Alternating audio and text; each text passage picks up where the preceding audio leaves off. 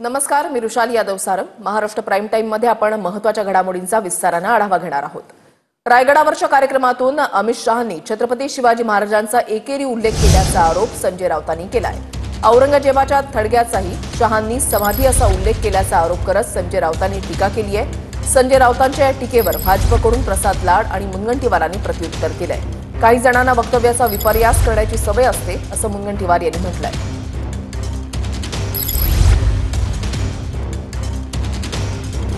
शहांच्या रायगड दौऱ्यानंतर वाद, एकेरी उल्लेखाचा आरोप. अमित शहांच्या रायगड दौऱ्यानंतर वाद सुरू झालाय. अमित शहांनी छत्रपती शिवाजी महाराजांचा एकेरी उल्लेख केल्याचा आरोप संजय राऊतांनी केलाय. जिजाऊ ने बाल शिवा में संस्कार भरे और शिवाजी ने वो संस्कार को एक वटवृक्ष बनाया और उसके बाद धर्मवीर संभाजी महाराज, महारानी ताराबाई, धनोजी, संतोजी, शिवाजी के बाद औरंगजेब जब तक जिंदा रहा उसके सामने लड़ते रहे, जूझते रहे. तुम्ही अमित शहांचं भाषण ऐका, त्याने शिवाजी महाराज उल्लेखच केलेला नाही. शिवाजी शिवाजी शिवाजी एकेरी उल्लेख. शिवाजी ने ये किया, शिवाजी ने वो किया, शिवाजी को ये है, शिवाजी को. ही भाषा तुमची जीभ धजावते कशी महाराजांना आरेतुरे करायला. काय करतात देवेंद्र फडणवीस? हा अपमान आहे शिवाजी महाराजांचा. मुख्यमंत्र्यांनी गुन्हा दाखल केला पाहिजे. काही लोकांची सवय लागली आहे. माझा व्यक्तिगत रीतीने आता वाटायला लागलं की असं काही करण्याचं मुद्दाम काही लोक ठरवतात आणि त्या माध्यमातून काहीतरी विपरीत घडवणे, विपरीत बातम्या करणे असं ते करतात. अमित शहांनी औरंगजेबाच्या थडग्याचा समाधी असा उल्लेख केल्याचा आरोपही संजय राऊतांनी केलाय.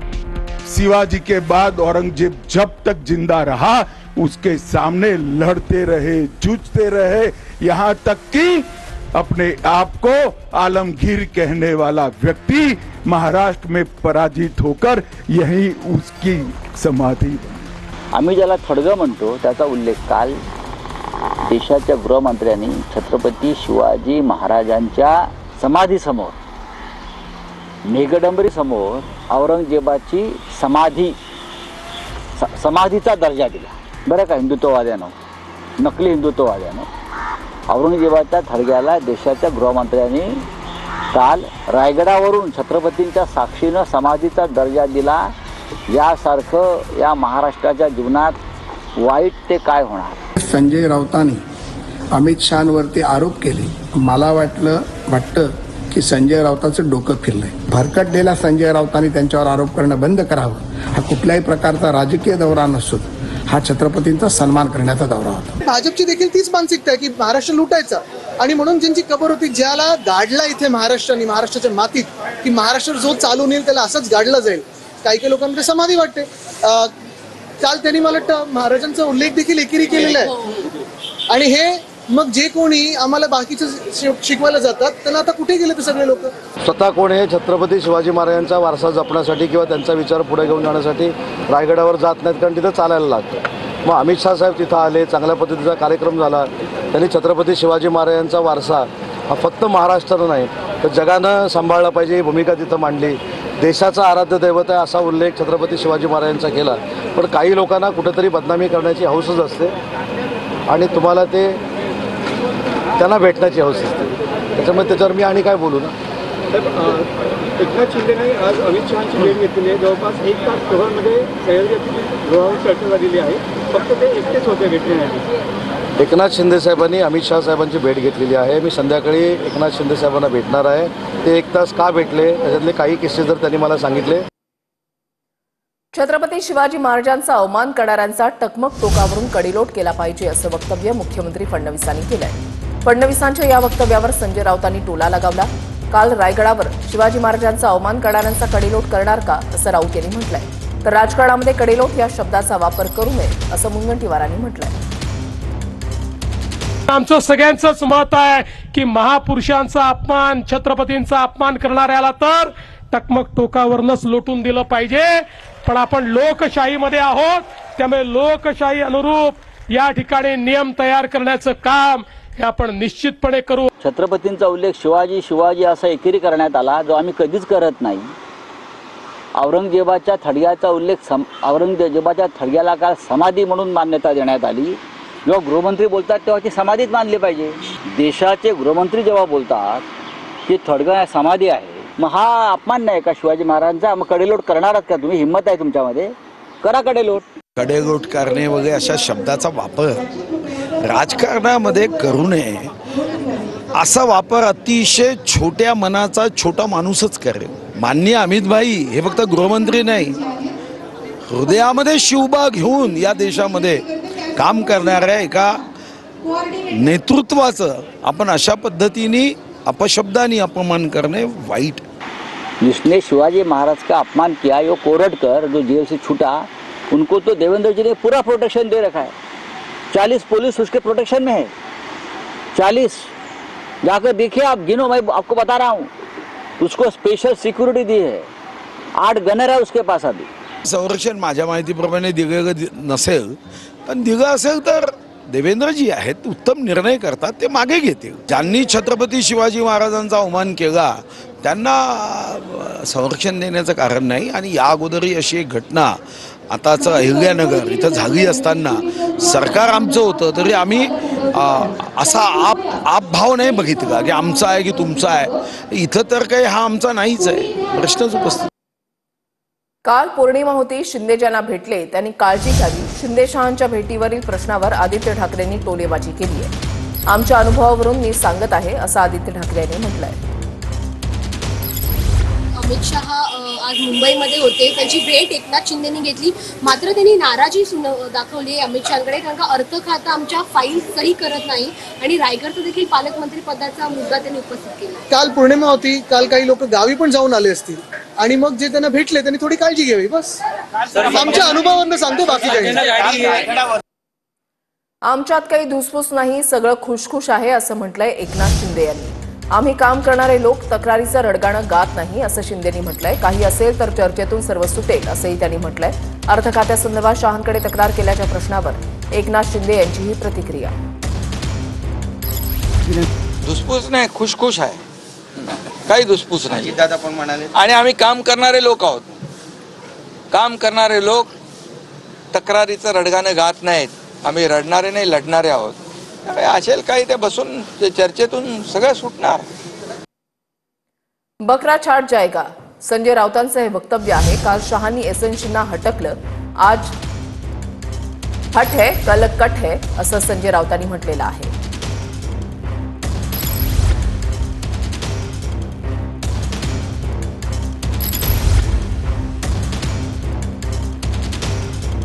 बकरा छाटने की तैयारी इस तरीके का ट्वीट किया है आपने कल. बकरा छाट जाएगा, आप देखिए. कल आपने वो चित्र देखा होगा, एक जिस तरह से गृह मंत्री एसएनसी को ए चल हट, हाँ आज हट है कल कट है. पुढच्या बातमीकडे वळूयात. नॅशनल हेराल्ड प्रकरणी मालमत्ता ताब्यात घेण्यासाठी ईडीनं नोटिसा बजावलेल्या आहेत. सोनिया गांधी, राहुल गांधी हे प्रमुख भागधारक असलेल्या यंग इंडियन आणि असोसिएटेड जनरल्स लिमिटेडच्या मालमत्ता ताब्यात घेण्यासाठी केंद्र सरकारनं पुढचं पाऊल टाकलंय. एचएएल कंपनीच्या मालमत्ता ताब्यात घेण्याबाबतची नोटीस बजावण्यात आलेली आहे.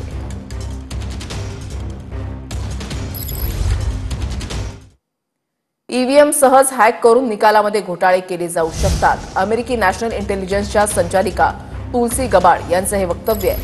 राष्ट्राध्यक्ष ट्रम्प यांच्या उपस्थितीमध्ये तुलसी गबाड यांनी केलेलं वक्तव्य हे आता चर्चेत आलं आहे. तर भारतीय निवडणूक आयोग गबाड यांच्या वक्तव्यावर गप्प का असा सवाल काँग्रेसनं केलाय. गबाड यांचा दावा भारतीय निवडणूक आयोगाच्या सूत्रांनी फेटाळलेला आहे.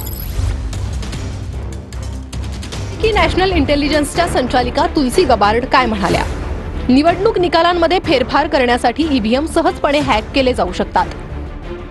मतदारांना निवडणुकीच्या पारदर्शकतेवर विश्वास ठेवण्यासाठी अमेरिकेत बॅलेट पेपर लागू करण्याची गरज आहे.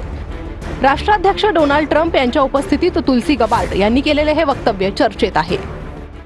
अमेरिका की डायरेक्टर नेशनल इंटेलिजेंस तुलसी गबार्ड जी ने भी अब इलेक्ट्रॉनिक वोटिंग मशीन को लेकर जिस प्रकार की समस्याएं अमेरिका की सरकार की ओर से जाहिर की हैं, वो ईवीएम की विश्वसनीयता पर बहुत बड़ा सवाल खड़ा करता है. ये तथ्य तुलसी गबार्ड जी द्वारा सार्वजनिक पटल पर रखे जाने के बावजूद अब 24 घंटे से ज्यादा बीत गए। इलेक्शन कमीशन ऑफ इंडिया और चीफ इलेक्शन कमिश्नर चुप क्यों हैं? सूत्रांच्या माहितीनुसार तुलसी गबार्ड यांचा दावा निवडणूक आयोगाच्या सूत्रांनी फेटाळला। भारतात वापरल्या जात असलेल्या मशीन अत्यंत सुरक्षित, ईव्हीएम कोणत्याही प्रकारे इंटरनेट किंवा इन्फ्रारेडशी जोडता येत नाही। ईव्हीएम साध्या कॅल्क्युलेटर सारखे काम करतात। ईव्हीएम विश्वासार्हतेबाबत आयोगाचा दावा 2002 मध्ये सर्वोच्च न्यायालयाने मान्य केला। सुप्रीम कोर्टाने 2013 मध्ये ईव्हीएमसह व्हीव्हीपॅट अनिवार्य करण्याचे आदेश दिले। ईव्हीएम मशीनच्या हॅकिंगचा एकही पुरावा समोर आलेला नाही। आणि यावर आता प्रतिक्रिया सुद्धा येऊ लागलेल्या आहेत, पाहूयात। कमीशन जो है वो भारतीय जनता पार्टी की एक्सटेंडेड ब्रांच है, वो सेशन वाला इलेक्शन कमीशन नहीं है। या जो कुरैशी साहब थे चीफ इलेक्शन कमिश्नर, उनके जमाने का इलेक्शन कमीशन नहीं है, समझा। ये जो है सेशन वाला तो छोड़ दीजिए, ये तो भारतीय जनता पार्टी की एक्सटेंडेड ब्रांच है। काँग्रेसनी कॅबिनेटमध्ये ईव्हीएम मशीनचा उपयोग करत लांबलचक भाषण दिलं। जेव्हा 2010-11 मध्ये संसदेत चर्चा होताना मनमोहन सिंगांनी सांगितलं की दुनिया की कोई ताकत ईव्हीएम को हैक नहीं कर सकती, आयोग बसवगा। या मॅडमनी जर तेव्हा मनमोहन सिंगांना सांगितलं असतं तर बरं झालं असतं। हे असं निवडणुका हारल्यानंतर अशा गोष्टी सुचणं हे वाईट। काका लोकांना विश्वासात घ्यावं लागतं, त्याशिवाय पुढे चालत नाही। बारामतीमध्ये एका रस्त्याच्या कामाबाबत बोलताना अजित पवारांचे हे वक्तव्य आहे। महत्त्वाची बातमी, अजित पवारांच्या वक्तव्यामुळे उपस्थितांमध्ये एकच हशा पिकला। काका लोकांना विश्वासात घ्यावं लागतं, त्याशिवाय पुढे चालत नाही, असं अजित पवारांनी एका कार्यक्रमात म्हटलंय। काका कुतवळ, मी मगाशी एक रस्त्याच्या बद्दल सांगितलेलं आहे, त्याच्यात सहकार्य करा। मी बीडीओला सांगितलंय, मी तहसीलदारला सांगितलंय, मी पीआयला सांगितलंय।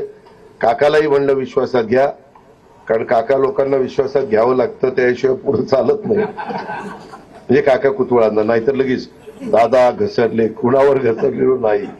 अनेक वर्ष काम करतो मी, पण तुम्ही मला 8व्यांदा निवडून दिलं।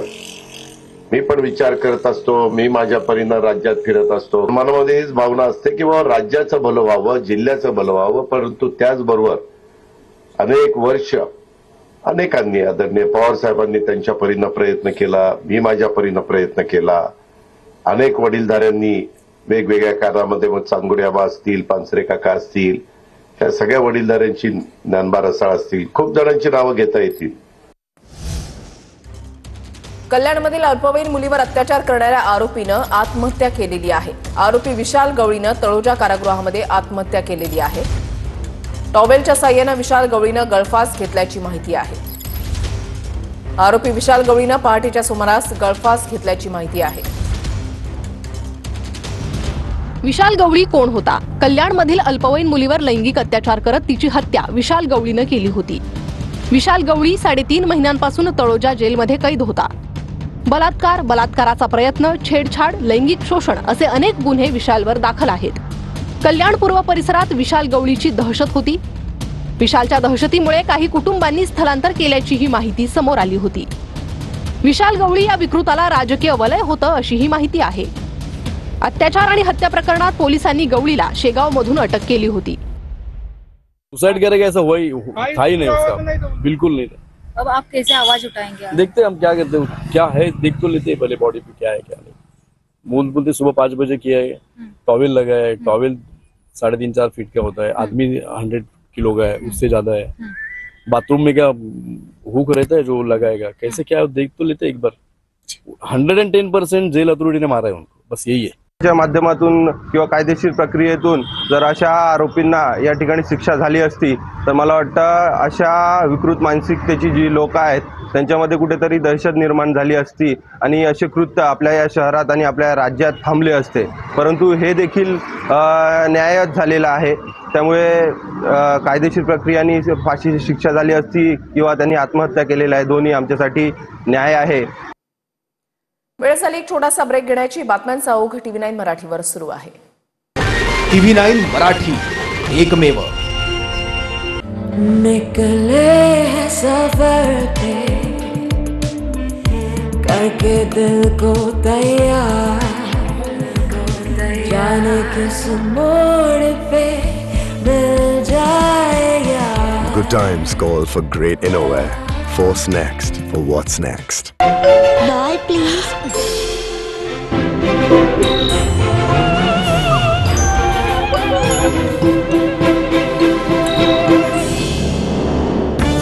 I am my dear cool. हे एअर कंडिशनर नाही, AI कंडिशनर आहे. सह्याद्रीच्या कुशीत दौलतनगर मरळीमध्ये येतोय कोयना दौलत डोंगरी महोत्सव. 15, 16 आणि 17 April boating, paragliding, horse riding आणि इलेक्ट्रिक बग्गी राईड सह झक्कास आनंद मेळा आणि थरारक सांस्कृतिक कार्यक्रम. मग चला 15, 16 आणि 17 एप्रिलला भेटूया दौलतनगर मरळीला, तालुका पाटण आणि जिल्हा सातारा येथे. ये स्टाइल का मामला है. रूपा फ्रंटलाइन.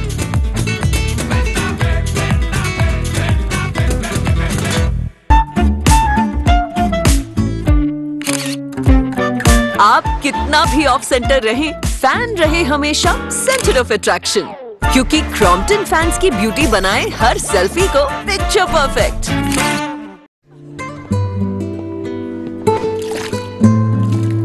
खूबसूरती अशी आणि या खूबसूरतीचं गुपित आहे Diana beauty soap. Milk cream आणि बदामाच्या शुद्ध पोषणासह. I am sorry.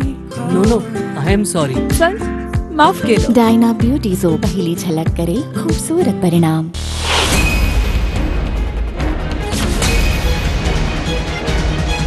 तीन वर्षांपासून सातत्याने TV9 मराठी नंबर 1 बातम्यांचं एकमेव हेडक्वार्टर TV9 मराठी.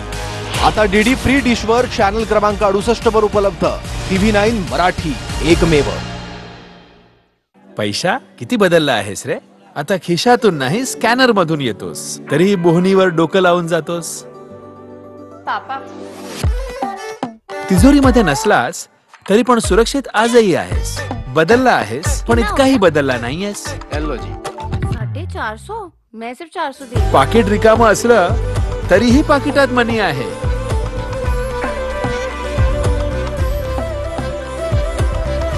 मॉडर्न झाला आहेस पण काळजी आजही सगळ्यांची घेतो आहेस. बदलला आहेस पण इतकाही बदलला नाहीयेस. पैशांची पद्धत कितीही बदलू, आपल्यासाठी त्याची कदर बदलणार नाही. भीम, भारताचा भरोसा, भारताचे आपले पेमेंट्स ॲप. 5वी 8वी शिष्यवृत्ती, नवोदय, होमी भाभा तसेच 11वी 12वी जेई मेन्स ऍडव्हान्स आणि नीट परीक्षेची उत्कृष्ट तयारी करून घेणारी ग्रामीण भागातील नावाजलेली संस्था गुरुकुल गोखळी, तालुका इंदापूर, जिल्हा पुणे.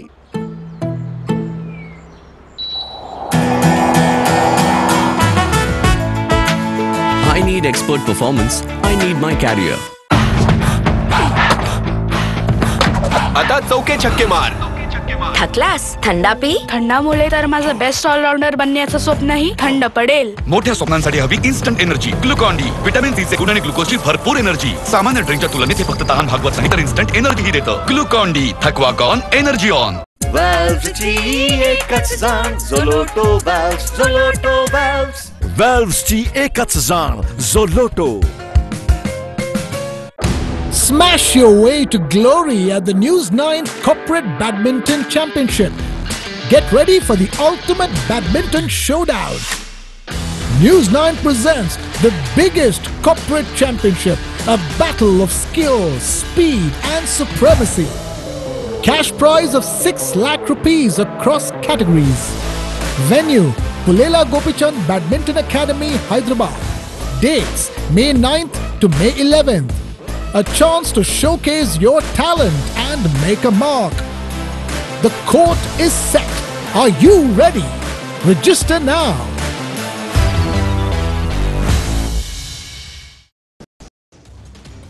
पुण्यात दहशत माजवणाऱ्या गुंडाची पोलिसांनी धिंड काढलेली आहे. टिपू पठाण, सद्दाम पठाण, युसुफ इनामदार या गुंडांची धिंड पोलिसांकडून काढण्यात आली. सय्यदनगर परिसरात पुणे पोलिसांनी गुंडांची पायी धिंड काढलेली आहे. पुण्यामध्ये दहशत माजवणाऱ्या या गुंडांची पोलिसांनी धिंड काढलेली आहे.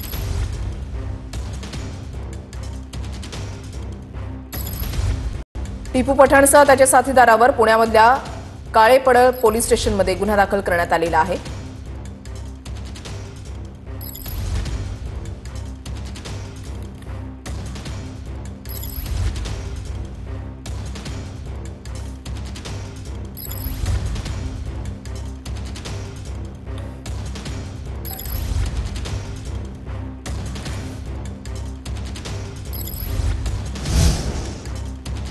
विशाल गवळीचा मृतदेह पोस्टमॉर्टमसाठी आता जे रुग्णालयामध्ये आणण्यात आलेला आहे। महत्त्वाची बातमी, गवळीच्या मृतदेहावर जे रुग्णालयामध्ये पोस्टमॉर्टम होणार आहे।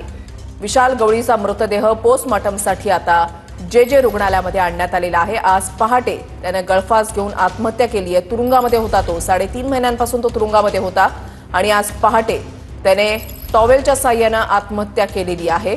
गवळीच्या मृतदेहावर जे रुग्णालयामध्ये पोस्टमॉर्टम होणार आहे।